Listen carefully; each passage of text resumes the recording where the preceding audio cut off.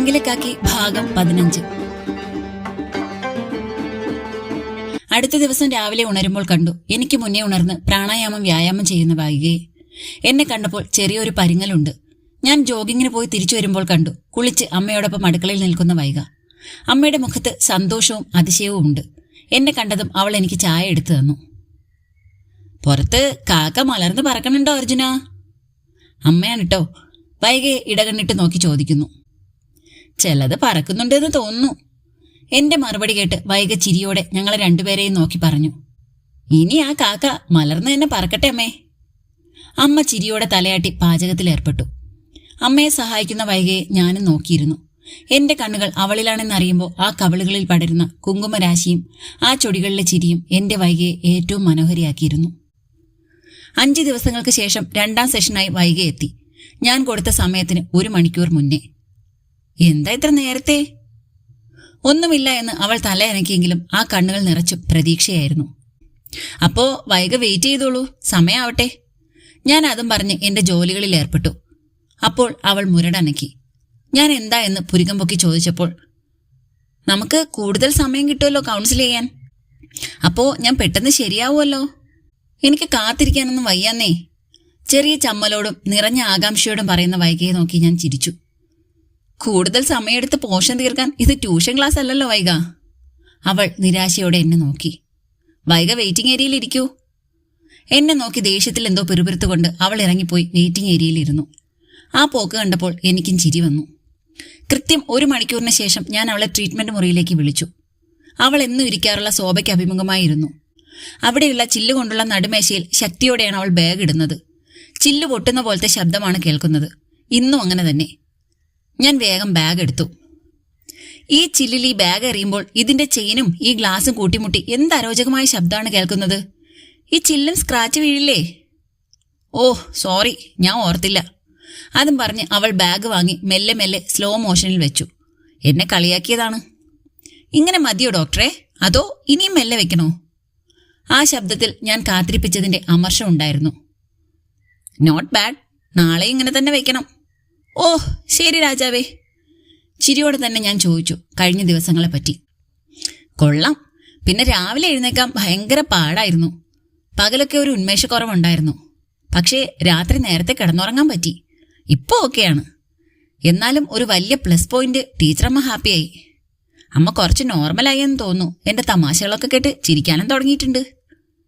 അവളുടെ കണ്ണുകളിൽ ആ സന്തോഷം നിറഞ്ഞിരുന്നു. ഗ്രേറ്റ്, അപ്പോ ഇത് തുടരാം. ഓക്കെ, അവളും യോജിച്ചു. ഇന്നലെ വൈക പറഞ്ഞല്ലോ ഇൻസെക്യൂരിറ്റി, അത് നമുക്ക് മാറ്റണം. ഇപ്പോ ഈ കോളേജൊക്കെ കഴിഞ്ഞ് ജോലി ചെയ്യേണ്ടി വരില്ലേ? അവിടെയും പുരുഷന്മാരുണ്ടാവില്ലേ? അവരെയൊക്കെ എങ്ങനെ ഫേസ് ചെയ്യും? അപ്പോ ഈ ചിന്ത മാറണ്ടേ? എല്ലാ പുരുഷന്മാരും മോശക്കാരല്ല. നോക്ക്, പല സ്ത്രീകൾക്കും ഏറ്റവും സുരക്ഷിതമായ വിശ്വസ്തമായ സുഹൃത്തുക്കള് പുരുഷന്മാരായിരിക്കും. ഈ ഞാനൊരു മോശം വ്യക്തിയാണോ? വൈകയുടെ മുഖം വല്ലാതെ മുറുകുന്നുണ്ടായിരുന്നു. എങ്ങനെ തിരിച്ചറിയും നല്ല പുരുഷനെ? എങ്ങനെ വിശ്വസിക്കും? ഈ നല്ല പുരുഷന്മാർ എവിടെയാണ്? എനിക്കറിയില്ല. ഒരു ബസ്സിൽ കയറി നോക്കൂ.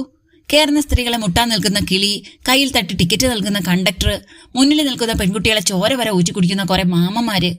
പിന്നെ പറയണ്ട, സ്വയംഭവം വരെ അതിനകത്ത് നടക്കുന്നത് കണ്ട ദൃക്സാക്ഷിയാണ് ഞാൻ. Most of the men are സിക്ക്. അവസാനത്തെ വാചകം പറയുമ്പോൾ അവൾ വിറയ്ക്കുകയായിരുന്നു. അവളുടെ സ്വരം മുഴങ്ങുകയായിരുന്നു ആ 4 ചുവരുകൾക്കുള്ളിൽ. റിലാക്സ് വൈക. ഞാൻ അവൾക്കരികിലേക്ക് വെള്ളത്തിന്റെ കുപ്പി നീക്കി വെച്ചു. അവൾ അത് കുടിച്ചു. അപ്പോ വൈക ബസ്സിൽ കയറാറില്ല? ഓട്ടോ മാത്രമാണ് ഉപയോഗിക്കുന്നത്? ഞാൻ ശാന്തമായി ആ കോപാഗ്നി നിറഞ്ഞ കണ്ണുകളിലേക്ക് നോക്കി ചോദിച്ചു. ഞാൻ പ്രൈവറ്റ് ബസ്സുകളിൽ കയറാറില്ല. KSRTC ബസ്സിൽ മാത്രമേ കയറാറുള്ളൂ. പിന്നെ ഓട്ടോയും. അപ്പോ ആ യാത്രകളിൽ താൻ സെക്യൂർ ആണോ? എന്നെ സംശയത്തോടെ നോക്കി. ബെറ്ററാണ്. കുട്ടികളെല്ലാം പ്രൈവറ്റിലോട്ടാണല്ലോ. അപ്പോ ആ ശവന്തീനികളും അങ്ങോട്ട് പോവും. ഇതില് വലിയ ആരോഗ്യമൊന്നുമില്ലാത്ത വയസ്സൻ ശവന്തീനികളാണ്. സ്ത്രീകളും ശവന്തീനികളും മാത്രമാണോ ആ ബസ്സിലെ യാത്രക്കാര്? അങ്ങനെയെങ്കിൽ ആ ബസ്സിലെ യാത്ര സുഖകരമാണോ? ഞാൻ അവളെ നോക്കി ചോദിച്ചു. വൈക നിശബ്ദമായി എന്നെ കേൾക്കുകയായിരുന്നു. പറയൂ വൈക, ആ യാത്രയിൽ മറ്റൊരു വിഭാഗം മനുഷ്യരില്ലേ? ഒരു വിഭാഗം പുരുഷന്മാർ. അവരല്ലേ ആ യാത്ര സുരക്ഷിതമാക്കുന്നത്? അങ്ങനൊരു വിഭാഗം ഇല്ലായിരുന്നുവെങ്കിൽ ആ ബസ്സിലെ നിങ്ങളുടെ അവസ്ഥ എന്തായിരിക്കും? ആ വിഭാഗം എണ്ണത്തിൽ കൂടുതലോ കുറവോ? ആലോചിക്കൂ. അവൾ നിശബ്ദമായി എന്നാൽ ആലോചനയോടെ എന്റെ മുന്നിലിരുന്നു. എല്ലാ പുരുഷന്മാരും ശവദീനികളാണോ? വൈഗ ശാന്തമായ ആലോചനയിലായിരുന്നു. ഇതാണ് ഇന്നത്തെ ടാസ്ക്. ഒരു ട്രെയിൻ യാത്ര അടുത്തെവിടെയെങ്കിലും നടത്തുക, ബസ് യാത്ര നടത്തുക, പബ്ലിക് പ്ലേസിൽ പോവുക. അവിടെയൊക്കെ കാണേണ്ടത് അല്ലെങ്കിൽ ശ്രദ്ധിക്കേണ്ടത് ശവദീനികളെ മാത്രമല്ല, ദൈവം അനുഗ്രഹിച്ച് നൽകിയ ദൃഢമായ ശരീരവും കരങ്ങളും മനസ്സും ഉപയോഗിച്ച് പെണ്ണിനെ ഭോഗവസ്തുവായി മാത്രം കാണുന്ന നപുംസകങ്ങളെയല്ല, മറിച്ച് ആ ബലമേറിയ കൈകൾ കൊണ്ട് തന്നെ അവരെ സംരക്ഷിക്കുന്ന, അവളെ ഒരു മനുഷ്യനായി കാണുന്ന ആണുങ്ങളെയാണ് നീ കാണേണ്ടത്. നല്ല ചങ്കുറപ്പുള്ള പുരുഷന്മാരെയാണ് ശ്രദ്ധിക്കേണ്ടത്. എന്നിട്ടൊരു റിപ്പോർട്ട് തയ്യാറാക്കി വരൂ. ഒപ്പം ഞാൻ കുറച്ച് വ്യായാമങ്ങൾ കൂടി ചേർത്തിട്ടുണ്ട്, അതും. അന്നത്തെ സെക്ഷൻ അവസാനിക്കുമ്പോൾ വൈഗ അസ്വസ്ഥയായിരുന്നു. ഞാൻ ഒറ്റയ്ക്ക് ട്രെയിനിൽ പോണോ? അതേലോ. എനിക്കെന്തെങ്കിലും പറ്റിയാലോ? തെല്ല് ഭയത്തോടെ ചോദിക്കുന്നവളെ കണ്ടപ്പോൾ വേദന തോന്നി. വൈഗ, എത്രയോ സ്ത്രീകൾ ഒറ്റയ്ക്ക് ട്രെയിനിൽ സഞ്ചരിക്കുന്നു. അവർക്കൊന്നും പറ്റുന്നില്ലല്ലോ. പിന്നെന്താ വൈഗയ്ക്ക്? 1 മണിക്കൂർ യാത്ര മതി, ദൂരെയൊന്നും വേണ്ട. അവൾ അസ്വസ്ഥതയോടെ എന്നെ നോക്കി. ഞാൻ എഴുന്നേറ്റ് ലൈറ്റ് അണച്ചു. അവളും എനിക്കൊപ്പം പുറത്തേക്കിറങ്ങി. കാലുകൾക്ക് ഒട്ടും വേഗതയുണ്ടായിരുന്നില്ല അവൾക്ക്. തിരിച്ചിറങ്ങാൻ നേരം അവൾ പറഞ്ഞു, ട്രെയിൻ യാത്ര ഒറ്റയ്ക്ക് പറ്റുമെന്ന് തോന്നുന്നില്ല. എന്നെ ദയനീയതയോടെ നോക്കി. വേറെ എന്തെങ്കിലും മാറ്റിത്തരാവോ? പറ്റില്ലല്ലോ. ട്രെയിൻ യാത്ര എന്തായാലും വേണം, അതും ഒറ്റയ്ക്ക്, നിർബന്ധമാണ്. നിരാശയോടെ അവൾ ഇറങ്ങി നടന്നു. ആ പിന്നെ വേണമെങ്കിൽ നിന്റെ കാക്കയും കൂടെ കൂട്ടിക്കോളൂ, ഞാൻ വിളിച്ചു പറഞ്ഞു. അവൾ തിരിഞ്ഞ് ഓടി എൻ്റെ അടുത്തേക്ക് വന്നു.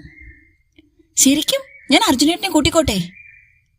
ഞാൻ കൃത്രിമ ഗൗരവത്തിൽ ഒരു കണ്ണടച്ച് പറഞ്ഞു. പക്ഷേ ഒരു കാര്യം, അടുത്തടുത്തൊന്നും ഇരിക്കണ്ട. ആ ബോഗിയിൽ അവനും ഉണ്ടാവും, അകലത്തിൽ. താങ്ക് യു ഫൈസിക്ക, താങ്ക്സ് അലോട്ട് എന്നും പറഞ്ഞ് എൻ്റെ തോളിലടിച്ച് ഓടി മറയുന്ന വൈകിയെ ഞാൻ വാത്സല്യത്തോടെ നോക്കി. അന്ന് രാത്രി അർജുനേട്ടൻ വരുന്നതുവരെ ഞാൻ കാത്തിരുന്നു.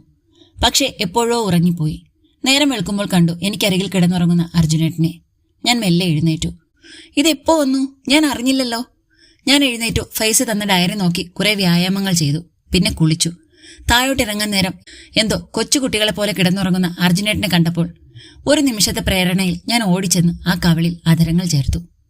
ഗാഠമായ ഉറക്കമായിരുന്നിട്ട് പോലും ആ കണ്ണ് ചിമ്മുന്നത് കണ്ടപ്പോൾ ഞാൻ വേഗം ഓടി മുറിയിൽ നിന്നിറങ്ങി വാതിലിന് മറവിൽ നിന്നു. കണ്ണു തുറന്ന് ചുറ്റും നോക്കുന്നുണ്ട്. ഒരു കൈകൊണ്ട് കവിളിൽ തടവുന്നുണ്ട്. ദേഹത്ത് പറ്റിയ എന്റെ മുടിയിലെ വെള്ളത്തുള്ളികൾ നോക്കി ചിരിക്കുന്നത് കണ്ടപ്പോൾ ഇനി എന്നെ ഇപ്പോൾ കാണുകയും കൂടി ചെയ്താൽ പൂർത്തിയാകും. ഞാൻ വേഗം ഓടി അടുക്കളയിൽ പോയി. അമ്മയോടൊപ്പം കൂടി. അന്ന് അർജുനേട്ടനും തിരക്കായിരുന്നു. ഞങ്ങൾ ഒരുമിച്ചാണ് ഇറങ്ങിയത്. ഒന്നും പറയാൻ കഴിഞ്ഞിരുന്നില്ല. വീടിന് മുന്നിൽ ബൈക്കിലേക്ക് കയറാൻ ഒരുങ്ങുമ്പോൾ കുസൃതിയോടെ പറഞ്ഞു, ഐകാശി, ഞാനിന്നൊരു സ്വപ്നം കണ്ടു. രാവിലെ കുളിച്ച് നനവോടുകൂടി ഒരു സുന്ദരി വന്ന് എന്റെ കവിളിലൊരു ഉമ്മ വയ്ക്കുന്നു. ഞാൻ ഒന്നും അറിയാത്ത ഭാവത്തിൽ നിന്ന് കേട്ടു. പക്ഷെ അടുത്ത വാചകത്തിൽ എന്റെ സമനില തെറ്റിപ്പോവുകയായിരുന്നു. ആ സുന്ദരിക്ക് സുഭദ്രയുടെ ഛായ ആയിരുന്നു. അതും പറഞ്ഞ് ആത്മനിർവൃതിയോടെ മാനത്ത് നോക്കി നിൽക്കുന്നു. എങ്ങനെ സഹിക്കും ഞാൻ? ഒന്നും നോക്കിയില്ല. ആ കൈയെടുത്ത് നല്ല ഒരു കടി വെച്ചു കൊടുത്തു.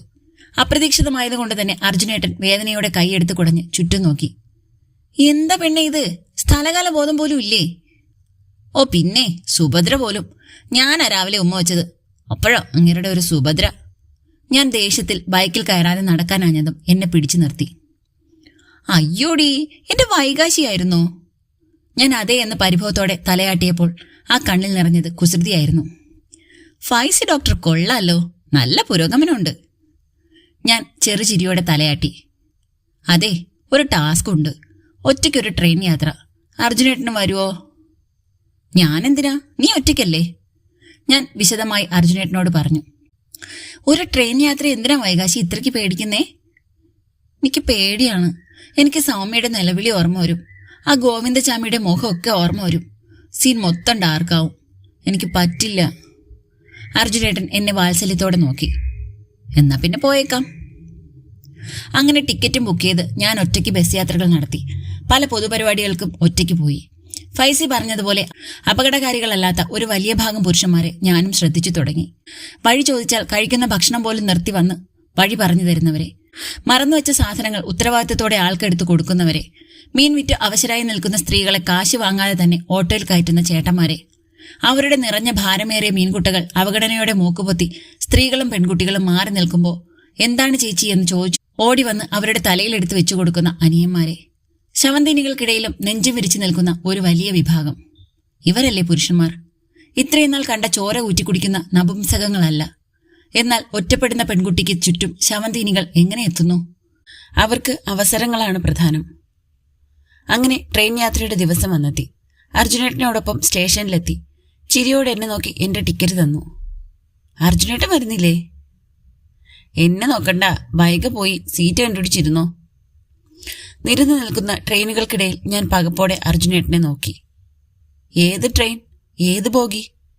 ഇതെല്ലാം ഞാൻ തന്നെ കണ്ടുപിടിക്കണോ? അതേലോ, പൊയ്ക്കോ, ഞാൻ പിന്നിലുണ്ട്. ഞാൻ പരിഭവത്തോടെ നോക്കി. ഇയാൾക്ക് വീട്ടിലിരുന്നാ പോരായിരുന്നോ? ഞാൻ ഒറ്റയ്ക്ക് വന്നാൽ മതിയായിരുന്നു. ഓക്കെ.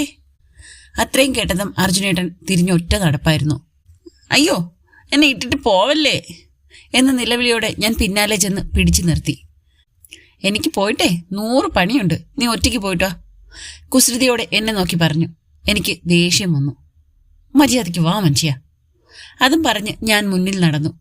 കുറച്ചു ദൂരം പിന്നിട്ട് തിരിഞ്ഞു നോക്കുമ്പോൾ അർജുനേട്ടനെ കണ്ടില്ല. എവിടെയോ മറഞ്ഞു നിൽപ്പുണ്ടാവും. എന്നാലും എന്റെ പിന്നിലുണ്ട് എന്ന ഉറച്ച വിശ്വാസം എനിക്കുണ്ടായിരുന്നു. ഞാൻ മുന്നോട്ട് ചുവടുകൾ വെച്ചു. സത്യം പറഞ്ഞാൽ ഞാൻ ഒരുപാട് കറങ്ങി വന്ന സ്ഥലത്ത് തന്നെ വീണ്ടും വന്നു. പലരോടും ചോദിച്ച് ഒടുവിൽ ഞാൻ കണ്ടെത്തി എന്റെ ഇരിപ്പിടം. പിന്നെ അർജുനേട്ടനെ കാത്തിരിപ്പായി. ട്രെയിൻ നീങ്ങി തുടങ്ങിയപ്പോൾ 2 പുരുഷന്മാർ വന്ന് അടുത്തിരുന്നു. അവരോട് ഈ സീറ്റ് മറ്റൊരാളുടെയാണ് എന്ന് പറഞ്ഞപ്പോൾ അവർ അവരുടെ ടിക്കറ്റ് കാണിച്ചു തന്നു. പെട്ടോ? അപ്പോ അർജുനേട്ടൻ ടിക്കറ്റ് എടുത്തില്ലേ? എന്നെ പറ്റിച്ചതാണോ? ഞാൻ എഴുന്നേറ്റ് അർജുനേട്ടനെ തിരക്കി നടന്നപ്പോൾ കണ്ടു, ബോഗിയുടെ അവസാനം പുറത്തേക്കുള്ള വഴിയിൽ കൈ പിണച്ചു കെട്ടി എന്നെയും നോക്കി ചിരിയോടെ നിൽക്കുന്നു. ഞാൻ വേഗം അടുത്തേക്ക് ചെന്നു. എന്താ എന്റെ അടുത്ത് ടിക്കറ്റ് എടുക്കാത്തെ? കുറുമ്പോടെ എന്നെ നോക്കി ചിരിക്കുന്നു. ഡോക്ടർ ഫൈസി പറഞ്ഞു. ഞാൻ തലയിൽ കൈവച്ചു. അയാളെ ഞാൻ കൊല്ലും. എന്തിന്? എന്നെ പൂട്ടാനുള്ള താക്കോല് ഞാനല്ലേ അയാളെ കയ്യിൽ കൊടുത്തത്. അർജുനേട്ടൻ ചിരിയോടെ എന്റെ അരികിലേക്ക് നീങ്ങി നിന്നു. പാരം നടക്കുന്ന മുടിയിഴകൾ ചെവിക്ക് പിന്നിലായി ഒതുക്കി വെച്ചു തന്നു. കാറ്റത്ത് പറക്കുന്ന മുടിയിഴകളും അർജുനന്റെ തീക്ഷ്ണമായ കണ്ണുകളും കണ്ടപ്പോൾ ഫൈസിയുടെ ചോദ്യം ഓർമ്മ വന്നു. ഹസ്ബൻഡ് ഹോട്ട് ആൻഡ് സെക്സിയാണോ? അതോർത്ത് ഞാൻ പൊട്ടിച്ചിരിച്ചു. എന്തിനാ ചിരിച്ചത്? ഞാൻ ചിരി അടക്കി. ഇപ്പോഴല്ല, പിന്നൊരിക്കൽ പറയാം. ആയിക്കോട്ടെ. കുറച്ചു നേരം കഴിഞ്ഞപ്പോൾ അർജുനേട്ടൻ തന്നെ എന്നെ നിർബന്ധിച്ച് സീറ്റിലേക്ക് പറഞ്ഞയച്ചു. 2 പുരുഷന്മാരുടെ നടുക്ക് ഞാൻ കഷ്ടപ്പെട്ട് ചുരുങ്ങിയിരുന്നു, അവരെ മുട്ടാതെ. എന്റെ അവസ്ഥ കണ്ടിട്ടാവും അടുത്തിരുന്ന പുരുഷൻ മറ്റൊരു സീറ്റിലേക്ക് മാറിയിരുന്നു. ആദ്യമായാണ് ഞാൻ ട്രെയിനിൽ യാത്ര ചെയ്യുന്നത്. കുട്ടിക്കാലത്ത് എപ്പോഴോ ഒരിക്കൽ പോയിരുന്നു, ശരിക്കും ഓർമ്മയില്ല. വലുതായപ്പോൾ വലിയ കൊതിയായിരുന്നു. എന്നാൽ പിന്നീട് അതൊരു പെൺകുട്ടിയുടെ നിലവിളിയുടെ ഓർമ്മയായി മാറിയിരുന്നു. എന്നെ വല്ലാതെ അസ്വസ്ഥതപ്പെടുത്തിയ വാർത്തയായിരുന്നു അത്. എത്ര ദിവസങ്ങൾ ഞാൻ ഉറങ്ങിയിരുന്നില്ല. ഇന്നും ഈ പാളങ്ങളിൽ സൗമ്യയുടെ ചോരയുടെ മണമില്ലേ? വേണ്ട, അങ്ങനെ ചിന്തിക്കണ്ട. വേണ്ട. പക്ഷെ വിദൂരതയിൽ എവിടെയോ ആ കിലുക്കം കേട്ടു തുടങ്ങുന്നു. ആ മണിക്കിലുക്കം എന്റെ കാതുകളിൽ എത്തുന്നു. ശ്വാസം മുട്ടുന്നു. തല വെട്ടിപ്പൊളിയുന്ന വേദന. കാലുകൾ വേദനിക്കുന്നു. ഞാൻ കണ്ണടച്ചു തുറക്കുമ്പോൾ ഞാൻ അറിയുന്നു, ആ കിലുക്കം കാതുകളിൽ എത്തുന്നു. ആ മണിയുടെ ശബ്ദം വീണ്ടും വന്നെത്തുന്നു. ചുറ്റുമുള്ള കാഴ്ചകൾ വിദൂരതയിൽ എവിടെയോ മങ്ങുന്നു. കാഴ്ചകൾ മങ്ങുന്നു. വൈകാശി, വൈകാശി! അർജുനേട്ടൻ മുന്നിൽ നിന്ന് വിളിക്കുന്നു. മങ്ങിയതെങ്കിലും ആ രൂപം തെളിയുന്നു. ആ ശബ്ദം മണിക്കിലുക്കത്തിനുമപ്പുറം ഒച്ചയിൽ കാതുകളിൽ എത്തുന്നു. അർജുനേട്ടൻ ശക്തിയായി എന്നെ പിടിച്ചെഴുന്നേൽപ്പിച്ചു. കുറച്ചു മാറി മറ്റൊരു വിൻഡോ സീറ്റിൽ കൊണ്ടിരുത്തി. ഞാൻ അപ്പോഴും വെട്ടിവിറച്ച് വിയർത്തുകൊണ്ടിരിക്കുകയായിരുന്നു. അർജുനേട്ടൻ തൂവാല കൊണ്ട് എന്റെ വിയർപ്പൊപ്പി തന്നു. നല്ല ചൂട് അല്ലേ വൈക? ഞാൻ യാന്ത്രികമായി തലയാട്ടി പുറത്തേക്ക് നോക്കിയിരുന്നു. എപ്പോഴോ ഞാൻ അർജുനേട്ടന്റെ ചുമലിലേക്ക് തലചായ്ച്ചു. കണ്ണു തുറക്കുമ്പോൾ ഞങ്ങൾ കോഴിക്കോട് എത്തിയിരുന്നു. ട്രെയിൻ നിന്ന് യാത്രക്കാർ ഇറങ്ങുമ്പോഴും ഞാൻ ആ ചുമലിൽ തലചായ്ച്ച് കിടക്കുകയായിരുന്നു. വാ, ഇറങ്ങണ്ടേ? ഞാൻ വേണ്ട എന്ന് തലയാട്ടി. എന്തിനാ ഇറങ്ങുന്നേ? ഇതിൽ തന്നെയല്ലേ തിരിച്ചു പോന്നേ? അല്ലല്ലോ, നമ്മൾ ഇപ്പോഴല്ല പോന്നേ. ഞാൻ അതിശയത്തോടെ തലപൊക്കി നോക്കി. ആ കണ്ണുകളിൽ കുസൃതിയായിരുന്നു. കോഴിക്കോട് വരെ വന്നതല്ലേ, നമുക്ക് ഒരു കോഴിക്കോടൻ ബിരിയാണിയൊക്കെ കഴിച്ച് മിഠായി തെരുവും കണ്ട് ബീച്ചും കറങ്ങി വൈകിട്ട് പോവാന്നേ. എന്റെ ഹൃദയം സന്തോഷം കൊണ്ട് തുള്ളിച്ചാടി. ഒപ്പം ഒരു ആശങ്കയും. അയ്യോ, അപ്പൊ ഫൈസി ഡോക്ടറോ? ഇത് നമുക്ക് അവനോട് പറയണ്ട. എന്തേ? മെല്ലെ ശബ്ദം താഴ്ത്തി എന്നോട് പറഞ്ഞു. ഞാനും അതേ സ്വരത്തിൽ ശബ്ദം താഴ്ത്തി പറഞ്ഞു, വേണ്ട, പറയണ്ട. എന്റെ ജീവിതത്തിലെ ഏറ്റവും മനോഹരമായ ദിവസമായിരുന്നു അന്ന്. എന്റെ അർജുനന്റെ കൈയും പിടിച്ച് ഞാൻ മിഠായി തെരുവും ബീച്ചും എല്ലാം ആസ്വദിച്ചു കണ്ടു. കടലോരത്തെ വിവിധ രുചികളുടെ നീണ്ട തട്ടുകൾ എല്ലാം ഞങ്ങൾ ആസ്വദിച്ചു. ഓരോ നിമിഷവും പാഴാക്കാതെ കൊതി തീരാതെ ഞങ്ങൾ ആസ്വദിച്ചു. ഓരോ വഴികളിലും എന്നെ ശ്രദ്ധയോടെ ചേർത്ത് പിടിക്കുന്ന അർജുനേട്ടനെ ഞാനും ചേർത്ത് പിടിച്ചു ശക്തിയായി. വൈകിട്ട് തിരിച്ച് സ്റ്റേഷനിലെത്തിയപ്പോൾ ഞാൻ അർജുനേട്ടനോട് പറഞ്ഞു, ഇവിടെ വെച്ച് നമുക്കൊരു സെൽഫി എടുക്കാം. എന്തിനാണെന്നോ, ഈ ട്രെയിൻ കാണുമ്പോൾ, പാളങ്ങൾ കാണുമ്പോൾ എന്റെ മനസ്സിൽ ആദ്യം ഓടിയെത്തേണ്ടത് ഈ അർജുനേട്ടനും നമ്മുടെ ഈ യാത്രയുമാണ്. അർജുനേട്ടൻ ചിരിയോടെ എന്നെ നോക്കി മൊബൈൽ വാങ്ങി ഞങ്ങൾ ഒരുമിച്ച് ചേർന്ന് ഒരു സെൽഫി എടുത്തു. തിരിച്ചുള്ള യാത്രയിൽ ഞങ്ങൾ ഒരുമിച്ചായിരുന്നു. ആ മണികിലുക്കം എന്നെ തേടി വന്നില്ല. ഞാനതിൽ വല്ലാതെ ആശ്വസിച്ചു. തിരിച്ച് വീട്ടിലെത്തി അമ്മയ്ക്കും രുദ്രയ്ക്കും വാങ്ങിക്കൊണ്ടുവന്ന കോഴിക്കോടൻ അലുവ കൊടുത്തു. എന്തൊക്കെയോ അവൾ വാങ്ങിയിരുന്നു, അതൊക്കെ കൊടുത്തു. കോഴിക്കോടിനെ പറ്റി വർണ്ണിച്ച് അടുത്ത അവധിക്ക് എല്ലാവർക്കും ട്രെയിനിൽ അങ്ങോട്ട് പോകാമെന്ന് വരെ തീരുമാനിപ്പിച്ചു. അമ്മയും സമ്മതിച്ചു. അവളുടെ നിറഞ്ഞ സന്തോഷത്തിനിടയിലും രാവിലെ അന്നത്തെ പോലെ വല്ലാതെ തലവെട്ടിച്ച് അടുത്തിരുന്ന യാത്രക്കാരെ തട്ടിമാറ്റുന്ന വൈക എന്നിൽ വേദന നിറച്ചു. ഒരുപക്ഷെ അവൾ അറിഞ്ഞുപോലും ഉണ്ടാവില്ല അവളുടെ ആ പെരുമാറ്റത്തെ. ഞാൻ ഫൈസിയെ വിളിച്ച് കാര്യം പറഞ്ഞു. വൈകയില് ഇനിയും അവൾ പറയാത്ത പലതും ഉണ്ടു. Maybe it will hurt you more. ചിലപ്പോൾ നിനക്ക് അക്സെപ്റ്റ് ചെയ്യാൻ പോലും കഴിയില്ലായിരിക്കാം. അവനത് പറഞ്ഞപ്പോൾ ഞാൻ വേദനയോടെ പറഞ്ഞു, ഒരു റേപ്പിൽ കൂടുതലൊന്നും അവൾക്ക് പറയാനുണ്ടാവില്ല ഫൈസി. അതൊന്നും അർജുനന് അവന്റെ വൈകാശിയുടെ മേലുള്ള പ്രണയത്തെ ബാധിക്കുന്നില്ല. എന്റെ വൈകയോളം ആഴമായി ഭ്രാന്തമായി ആരും എന്നെ സ്നേഹിക്കുന്നില്ല ഫൈസി. നിറഞ്ഞ കണ്ണുകളോടെ ഞാൻ ആ ഫോൺ വെച്ചു. തുടരും അടുത്ത പാട്ടുമായിട്ട് അടുത്ത ദിവസം കാണാം.